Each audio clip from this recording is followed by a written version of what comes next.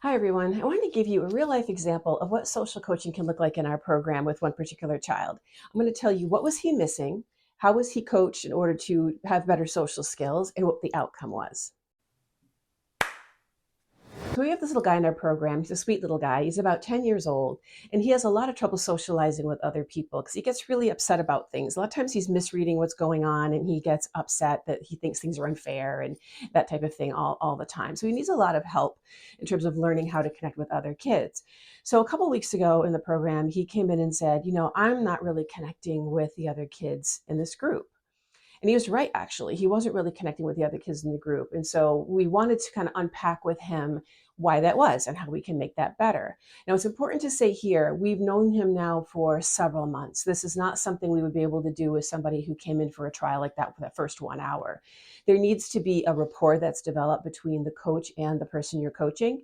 And they need to literally like who we are. And then they need to know that we like them. And so there's a relationship that has to be established before you can be really honest about what people are doing socially that was as getting in their way. So we wanted to explain to this little guy that what he was doing was when he came into the group, there would be other kids playing, other boys his age who were playing games. They like to play air hockey, foosball, maybe have Legos, maybe they check out a board game. And this little guy never really wanted to play what they were playing, the other kids were playing. So he would pull himself away and not play that.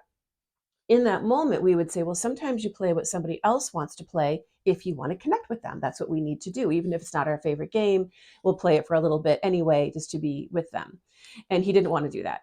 And then we would say, well, why don't you look at what you like to do? What's something that you enjoy that you could ask if they want to play? Maybe go to the game wall, select something from there, and then go ask them if they want to play whatever game that is. So he didn't really want to do that either. So the only thing he did like doing tended to be fraught with some difficulties. And he likes to build forts. And he builds forts with bean bags and floor pillows and things like that we have in the center. Well, sometimes these things collapse because you're working with big pillows and things like that. They're not meant for fort building. And he would get really upset and frustrated if the fort didn't turn out the way he wanted it to turn out. That if somebody else came over and wanted to build with him, which is helping to build that connection, he might get upset because they're not building it the way he thought it should be built. Or they would build it and they would go inside, and then he would say, there's no room for me in there. And there was just a lot of issues around when he would build forts. So it ended up being kind of a big negative, even though it was something that he thought he would enjoy. So there were a lot of issues around how he was either not interacting or when he did interact, kind of things that were going wrong.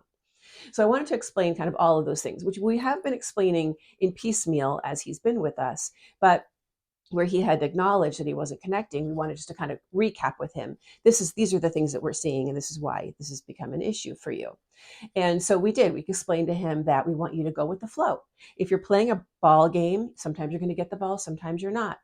Sometimes if you want to just stand by people, if they're playing air hockey and you don't enjoy air hockey, you can certainly stand and talk to them while they're playing air hockey, comment good shot, have a conversation with somebody while they're doing that. So there's different ways that you can still put your body near them, engage with them while they're playing something that you're not necessarily wanting to play, or maybe just try air hockey for a little bit. You might even like it or whatever game that they're playing. So we kind of explained this to him and really wanted him to understand, like, this is the stuff that's getting in your way. This is why you're not connecting. We've seen some of these things. And so you want to think about that when you want to connect with other people.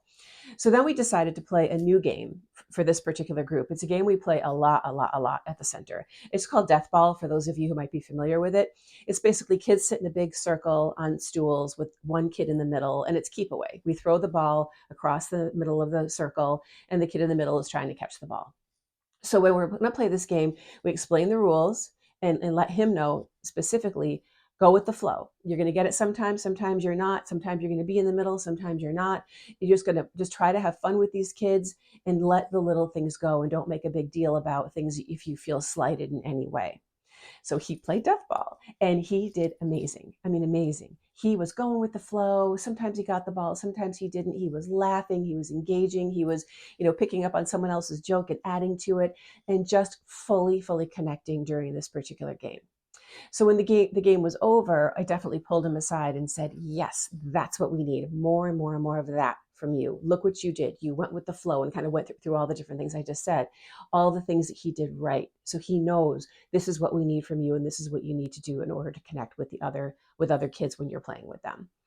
So I hope you liked this video. If you did, please hit the like button, hit subscribe. We're going to be doing a lot more videos on how to help children, teens, and young adults improve their social lives. Leave a comment. I would absolutely love to hear from you. And we're also enrolling we have some slots left in the spring for our in-person in Tingsboro, Massachusetts, and online. And also this summer, our summer program starts July 8th, and we do offer free trials, so you can come check it out before you make any decisions. And we hope to hear from you soon.